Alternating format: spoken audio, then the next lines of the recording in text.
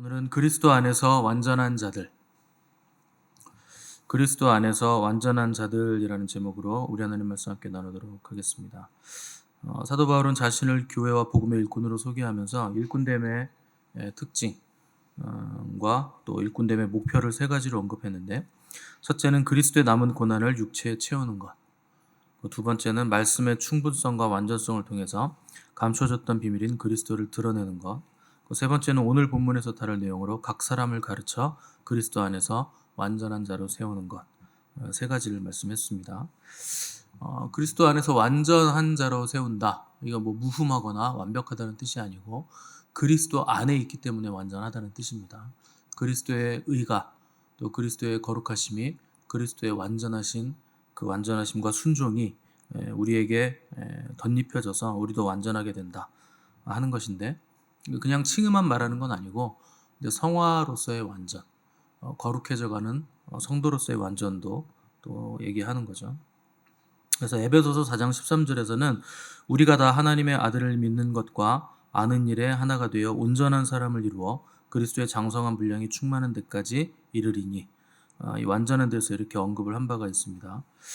그러니까 장성한 분량, 이른다, 또 온전한 사람을 이루어 간다, 또 하나가 되어 간다, 이런 얘기를 쓴 이유는 점점 그렇게 된다는 거예요.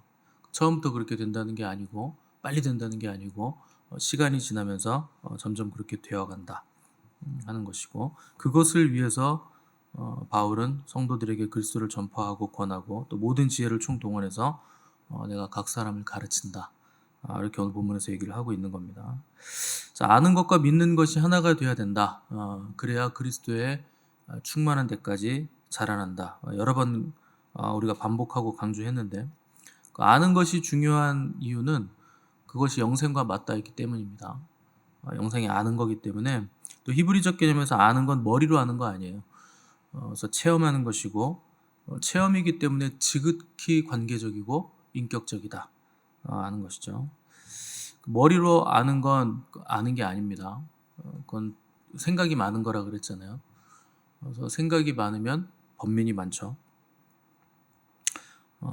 그래서 아는 것과 믿는 것이 하나가 되어야 되는데, 믿으면은 반드시 행함이 수반이 되기 때문에 아는 거를 정말로 믿는다면 아는 대로 행한다 하는 것이 당연히 나타나는 결과입니다.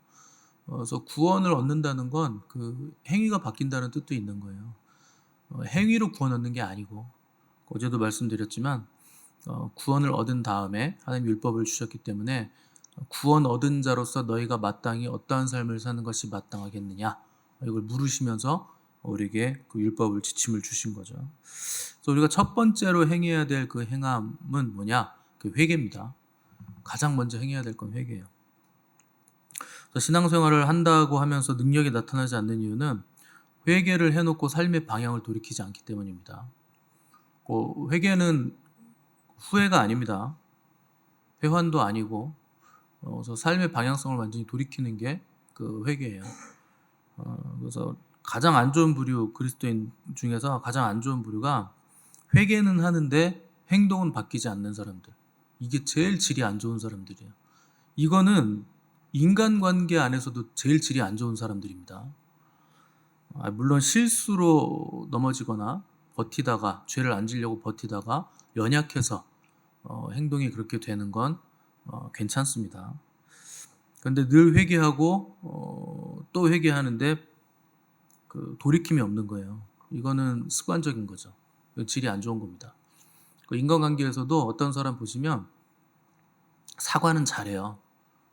사과는 잘하는데 반성은 안 합니다. 이게 진짜 나쁜 사람이에요. 제일 질이 안 좋은 사람이에요. 이 사람은 본성적으로 악한 사람입니다. 왜냐하면 상대를 이용해 먹기 때문에 그래요. 본성의 악이에요, 그거는. 그래서 사과는 빠른데 반성은 없어요. 고칠 생각을 안 합니다, 애초에. 근데 나보다 강자 앞에서 사과는 잽싸게 하는 거죠. 강자니까. 근데 약자 앞에서는 굉장히 무례합니다. 이 사람은 본성적으로 악하기 때문에 위기의 순간이 되면 악한 본성이 여지없이 튀어나오게 돼 있어요. 그래서 여러분들 그런 사람을 조심하셔야 됩니다. 사과는 넙죽넙죽 잘하는데 반성하는 건 없고, 자기 태도를 바꿀 생각이 전혀 없는 사람들은 멀리 하시는 게 좋습니다. 죄송하지만 그런 사람들은 멀리 하셔야 돼요. 회개는 안이 먼저 바뀌는 거고 그 다음에 밖의 것이 바뀌는 거예요. 마음이 먼저 바뀌고 그 다음에 행동이 바뀌는 겁니다. 그래서 세상의 영과 사람의 영을 따라서 소모하던 시간, 물질, 노력을 그 주님과 교회를 향해서 여는 거죠. 그래서 예배당만 왔다 갔다 하는 거 소용없어요. 반드시 바뀌셔야 됩니다. 1년 지나면 1년만큼 바뀌어야 되는데 1년이 지나도 10년이 지나도 20년이 지나도 늘 똑같아. 그건 한결같은 게 아닙니다. 변화의 의지가 없는 거예요. 그리스도인은 바뀌어가는 사람들이에요. 그걸 성화의 구원이라고 하는 겁니다. 1년 지나면 1년 전에 나와 1년 후에 나가 몰라보게 밖에 있어야 돼요. 많이 바뀌셨다. 이런 소리를 들어야 됩니다. 누구한테 들어야 되냐면 가족들한테 들어야 돼요. 가족이 인정해주면 되는 거예요. 왜냐면 늘 똑같은 걸 매일매일 보는 사람이 가족인데 우리 엄마가 우리 아빠가 엄청 많이 바뀌셨네. 이런 얘기가 나온다는 건 여러분들이 그만큼 거룩해졌다는 뜻입니다. 그래서 그 회개는 먼저 안이 바뀌는 것이고 그 다음에 말씀을 따라서 행위를 이제 바꾸는 거죠. 우리는 이 순서를 자꾸 이렇게 거꾸로 하려고 그러는데 먼저 이제 의식을 먼저 바꾸려고 하는데 의식을 다 뜯어 고치고 나서 행위 바꾸려고 그러면 평생 못 바꿔요. 그냥 말씀에 따라서 순종을 하셔야지 내가 마음가짐이 완전히 바뀌어가지고 그 다음에 내 행위를 바꿔야지. 그런 건 없습니다. 그래서 주님도 너희가 나를 사랑하면 나의 계명을 지키리라 그러잖아요. 계명을 지키는 게 먼저입니다. 그러면 사랑이 된다는 거예요. 사랑할 수 있게 된다는 거예요. 그러니까 내 마음에 주님을 향한 사랑이 뜨겁게 타올라서 계명을 지킬 수 있는 게 아니고 계명에 순종하면 사랑이 되는 거예요. 여기에 비밀이 있는 겁니다. 그러니까 행위를 바꾸면 마음을 바꾸고 말씀이 왔을 때 행위를 바꾸면 그 행위 때문에 나에게 있는 의식이 바뀌는 거지 의식이 구조가 바뀌어서 행위가 바뀌어지는 거 아닙니다. 이 순서를 바꾸셔야 됩니다. 그러니까 여러분들이 지난 날을 가만히 생각해 보세요. 지금 내 의식은 내가 행동한 것들이 모여서 의식이 된 거예요. 여러분들이 내가 이런 의식을 가져야지 해서 의식 갖게 된 거 아닙니다. 내가 지금까지 움직인 행동, 그것 때문에 지금 내 의식이 만들어진 거지 의식 때문에 행동한 게 아니에요. 이 순서를 뒤집으셔야 됩니다. 말씀을 붙잡고 행위를 바꾸시면 말씀 의식으로 바뀌는 거지 말씀을 열심히 읽고 연구해서 말씀 의식이 된 다음에 행위를 바꿔야지 평생 해보십시오. 그게 되나? 안 됩니다. 그래서 의식이 먼저 바뀌는 게 아니고 행동이 먼저 바뀌고 그 행동, 매일매일 행동이 쌓여서 그게 내 의식이 되는 거고 그 의식 구조라 그러는 거예요. 구조라는 건 뭔가 만들어졌다는 거예요. 스트럭처잖아요. 뭔가 쌓이고 지어지고 만들어졌다. 그걸 의식으로 만드는 거나 생각으로 만드는 게 아닙니다. 내 행동으로 만드는 거예요. 그게 구조화된다 하는 거죠. 그래서 행동을 반복하면 의식이 이제 구조화된다. 그 신라시대 김유신 제가 한번 말씀드렸잖아요. 그 가야가 망한 그 가야의 귀족이었다가 신라에 편입되면서 몰락한 귀족이 됐는데 그러니까 뭐 신세 한탄하다가 청관이라는 기생하고 사랑에 빠져서 매일 기생집에 드나드는 게 습관이 되다 보니까 그게 구조화가 돼버려요. 근데 어느 어머니가 눈물로 호소하니까 알겠습니다 하고 이제 그걸 끊어버리죠. 근데 그게요 의식이 구조화됐는데 말이 그 행동 패턴 때문에 구조화돼서 어느 날 친구들과 술 한잔하고 졸면서 말 타고 가는데 말이 또 기생집으로 가버립니다. 그래서 김유신이 열받아서 단칼에 그 말의 목을 베버리잖아요. 여러분 얼마나 행동을 반복을 많이 했으면 말이 의식이 구조화됐겠습니까? 그게 행위 때문에 그렇게 된 거예요. 내 행동 때문에 김유신의 말까지도 의식이 구조화돼 버리는 바람에 잠깐 졸았더니 기생집에 가 있는 거예요. 말이. 열받아서 칼로 목을 베버리잖아요. 그게 회개입니다. 내 행동을 계속 반복했더니 의식이 구조화돼서 말까지도 그 집 앞으로 습관처럼 가는데 그걸 단칼에 베버리는 거예요. 그걸 회개라 그러는 거예요. 다시는 내가 여기로 오지 않겠다. 방향을 바꾸겠다. 돌이키겠다는 거죠. 그러니까 회개는 잘못된 그 의식 그 구조화를 완전히 뒤집어 엎는 거죠. 그래서 이전까지는 내 생각으로 계속 행동해서 땅에 의식 구조를 만들어 놨었는데 이제 말씀을 붙잡고 말씀에 순종해서 행동할 때 신의식이 우리 안에 이제 구조화되는 거죠. 그래서 말씀 의식이 내 의식이 되는 거예요. 그러면 세상에 어떤 큰 의식, 대단한 의식이 와도 삼킴 당하지 않습니다. 말씀 의식이 가장 크기 때문에 내 의식이 삼킬 자가 없는 거예요. 그리고 다시 고칠 필요도 없고 수정할 필요도 없는 거예요. 말씀 의식은 진리이기 때문에 그거 뭐 수정하거나 다시 고치거나 그럴 필요도 없는 겁니다. 그래서 몸이라는 건 결국 내가 움직임에 따라서 의식이 구조화되고 의식이 구조화됨에 따라서 또 몸이 움직여요. 그 계속 반복되는 거예요. 그래서 의식이 낮은 사람들 가만히 보시면 몸을 잘못 씁니다. 그거의 의식 수준이 낮은 거예요. 그래서 의식이 높은 사람은 몸을 잘 쓰고 잘 사용하고 선한 일에 쓰는데 의식 구조가 낮은 사람은 몸을 잘 못 쓰고 악한 일에 써요. 그 의식의 차이예요. 여러분 자동차 똑같은 제품이라도 운전자의 의식 수준에 따라서 차가 빨리 망가지는 차가 있어요.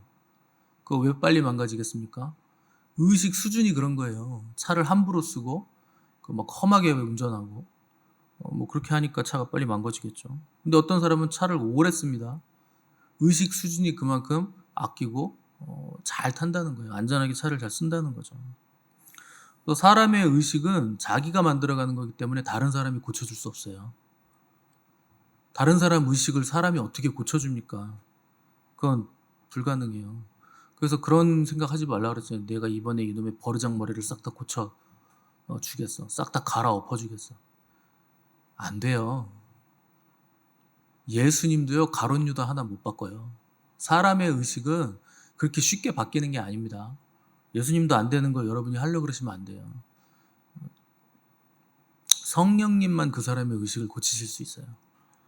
그래서 교회도 뭐 목사가 어떤데, 장로가 어떤데, 권사가 어떤데, 그 다 쓸데없는 짓입니다. 내 행위가, 내 의식이 얼만큼 하나님의 말씀으로 움직이는 거, 이게 중요한 거예요. 얼마나 내가 사랑을 따라 움직이는가, 그것만 중요한 거지 뭐 직함이 무슨 소용이 있습니까? 자기 행위가 제일 잘났고 자기 생각이 다 맞고 내가 제일 잘한다는 사람은 그 의식 구조가 그렇게 구조화가 됩니다. 늘 그렇게 생각하고 행동하고 움직였기 때문에 그 인생이 자기 의식 때문에 점점 무거워지게 돼 있어요. 그래서 의식이 나를 묶습니다. 여러분 생각이 여러분을 묶잖아요. 그래서 인생이 나를 점점 무겁게 만들고 내 몸을 점점 감는 거예요. 그래서 나중에 꼼짝 못하게 만들어요. 의식이 지옥을 만들어서 지옥에 가서도 묶이는 거예요. 내가 지옥 같은 의식을 만들었잖아요. 그래서 자기 의식에 다 묶이는 겁니다. 의식이라는 건 반드시 형체를 만들어내요. 그 형체가 나에게 달려드는 거예요.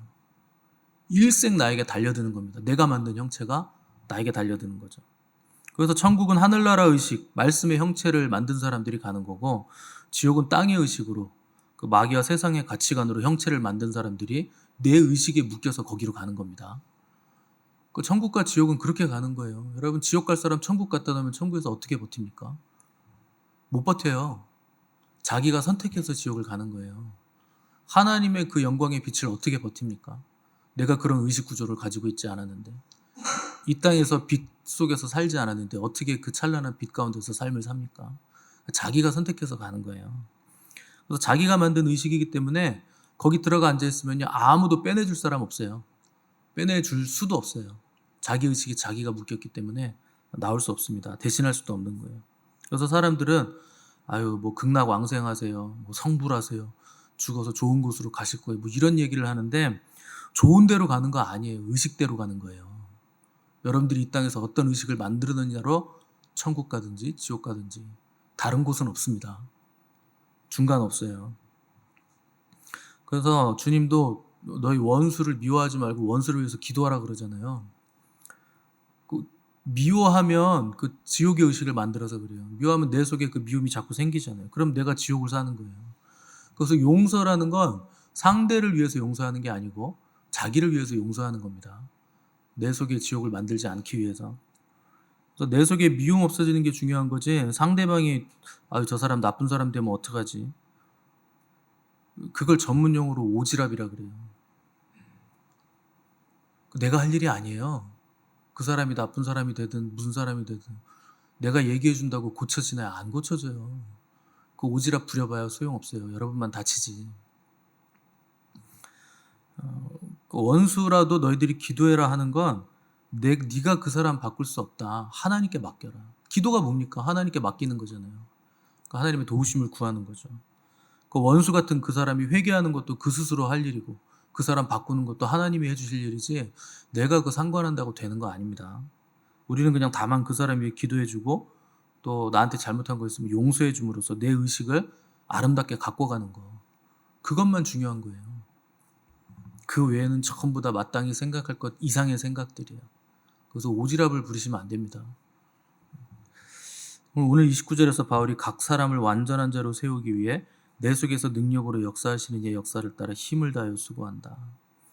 그러니까 바울도 각 사람을 완전한 자로 세우는데 힘을 다해서 수고하는데 자기 힘으로 안 하겠다는 거예요. 내 속에서 능력으로 역사하시는 성령님의 능력으로 한다는 거지 자기가 뭐 이렇게 오지랖을 부려서 하는 거 아닙니다.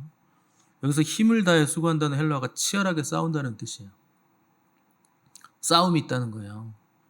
그 바울은 복음을 전하는 곳마다 반대자들이 있죠. 특별히 자기 동족인 유대인들이 바울을 죽이기 전까지 내가 먹지도 않고 잠도 안 자겠다 그런 사람들이 수십 명이었어요. 그렇게 맹세한 사람들이.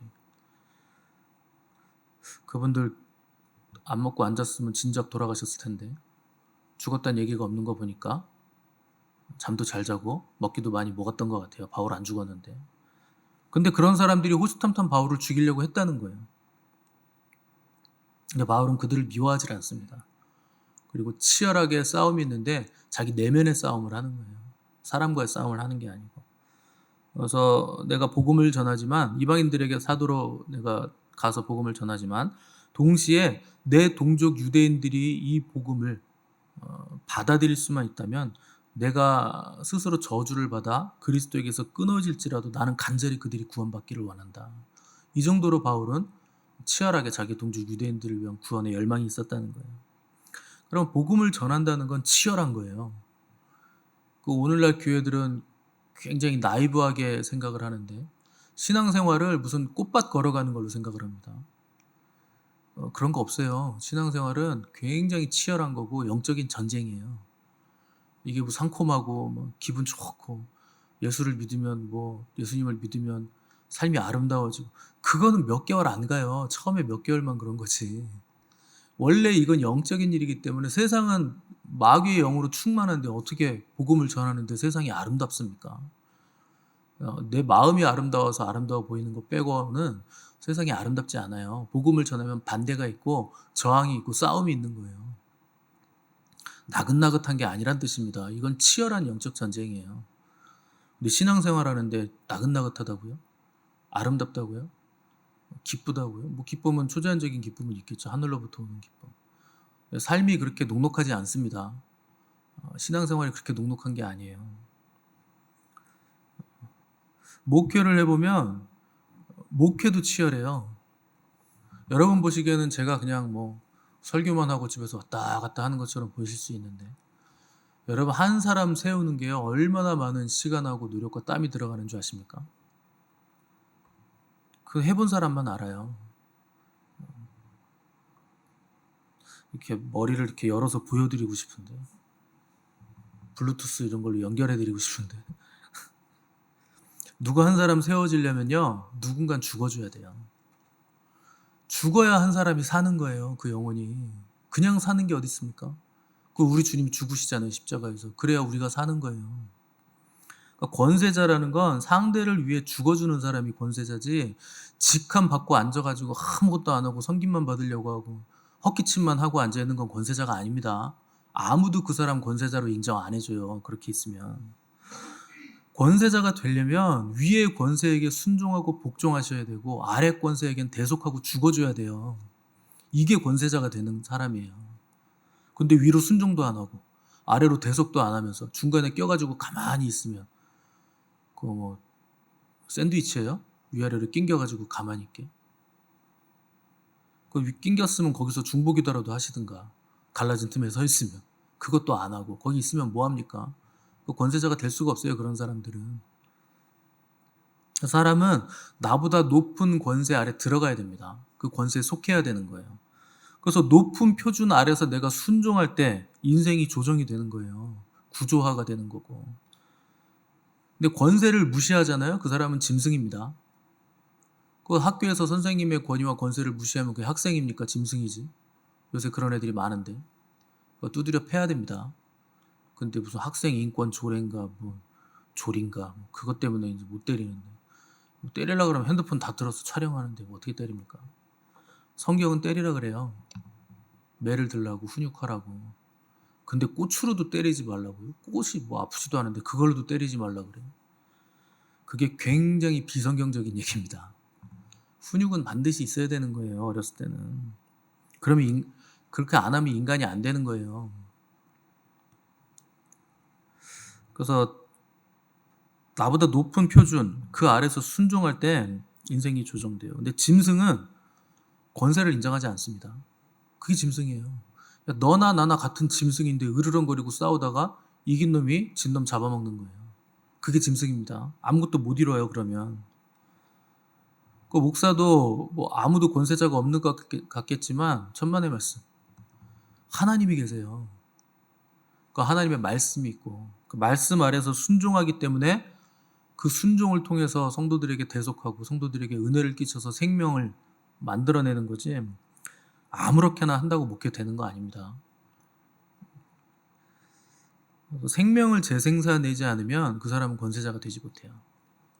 여러분들 뭐 팀장님들도 팀장 자리에 있다고 팀장이 되는 게 아니에요. 팀을 위해서 헌신하고 그들을 위해서 기도하고 품어주고 한마디라도 물어보셔야 돼요. 어려운 일 없냐? 힘든 일 없냐? 내가 뭐 기도해 줄 거 없냐? 도와줄 거 없냐? 그래야 팀장이지. 그래야 권세자지. 자리만 꿰차고 앉아있으면 아무 소용 없습니다. 그거 하라고 팀장이 되는 건데. 우리 교회가 그냥 외부에서 보기에는 작죠. 상가교회고 개척교회 수준이고 작은데 하나님 우리 교회를 뭐라 그러시냐? 너희 교회는 대형교회가 될 거다. 하나님 그러세요. 대형교회들. 그게요 크기가 커진다는 뜻이 아닙니다. 크기도 엠만이 커질 거예요. 근데 저는 커지는 거 한 개도 안 달가워요. 누가 오면요 죄송합니다. 걱정부터 돼요. 언제 또 하나. 한 사람 세우는 게 몇 년 걸리는데 언제 또 저걸 다 하나. 그래도 또 합니다. 한 사람 한 사람 그냥 차례차례 합니다. 많이 오는 거 좋은 거 아니에요. 아이고 뭐 부교육자 있으면 되죠. 여러분 부교육자가 담임 목사처럼 해줍니까? 안 해줘요. 그렇게 안 해줘요. 그래서 대형교회가 될 거라고 하시는데 뭐 엠만이 커지겠죠. 근데 규모만 커진다는 게 아니에요. 큰 순종, 큰 믿음, 하나님의 영광을 보는 그런 교회.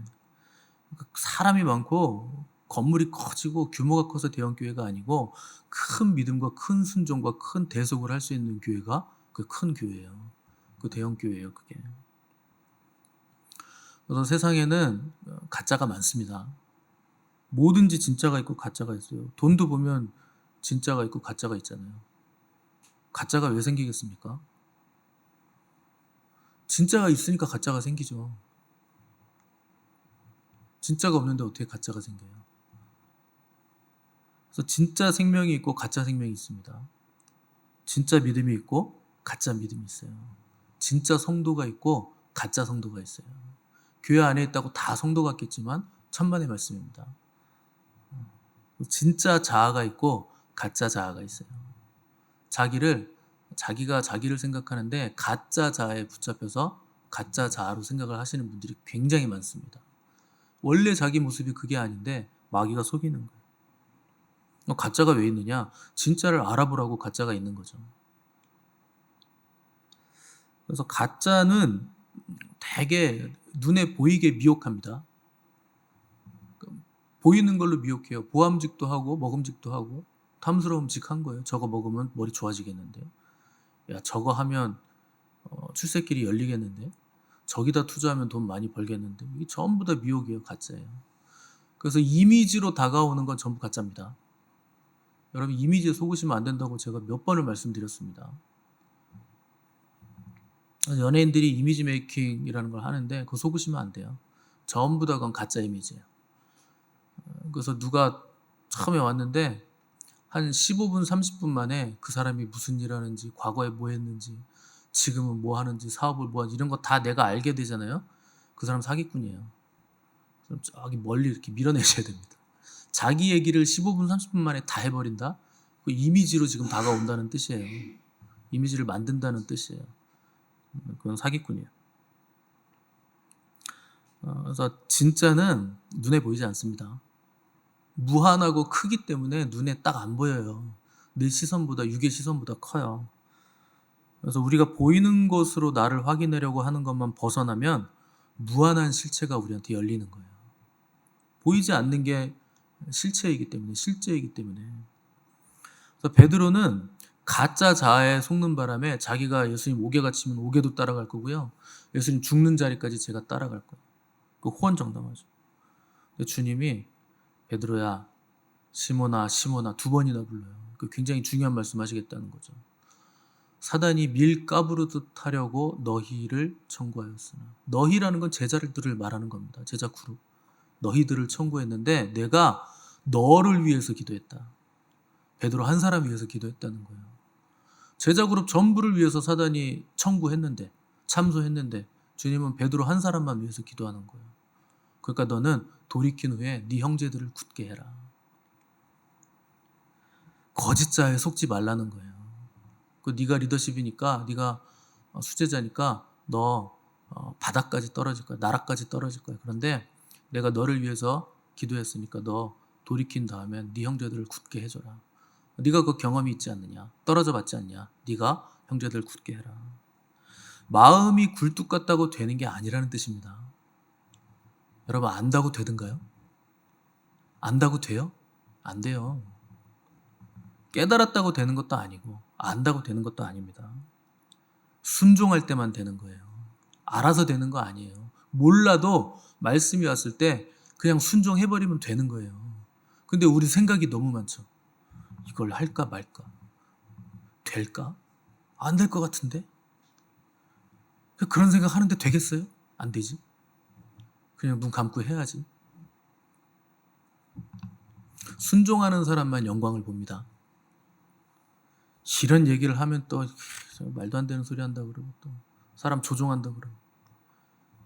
여러분 제가 여러분 조종해서 무슨 이득이 있습니까? 조종사가 얼마나 힘든데. 힘들어요. 조종 그것도 힘든 거예요. 머리가 얼마나 좋아야 되는데. 제가 좋지도 않은 머리로 뭔 조종을 해요. 그냥 말씀을 받을 때 여러분 어린아이처럼 받으셔야 돼요. 그냥 사랑하라 그러면 사랑하고, 사랑이 안 되면 사랑하는 것처럼 움직이세요. 그럼 사랑이 돼요. 그게 비밀이에요. 너희가 나를 사랑하면 나의 계명을 지켜라. 계명 지키면 사랑 된다. 사랑이 완전히 충만해서 계명 지키는 거 아니라니까요. 저 사람 미우면 그 사람 사랑하는 것처럼 움직이시면 됩니다. 그럼 사랑이 돼요. 그럼 날마다 가짜에 묶인 나를 벗어나셔야 됩니다. 내가 생각하는 건 다 가짜예요. 그건 이미지예요. 허상이에요. 실상은 보이지 않습니다. 그래서 가짜에서 벗어나는 선한 싸움을 하셔야 돼요. 그래서 죄를 깨달을 때는 회개하시고, 말씀이 올 때는 순종하시고, 힘이 모자랄 때는 성령님의 도우심을 구하시고, 그러면서 하루하루 여러분의 삶을 걸어가셔야 되는 거예요.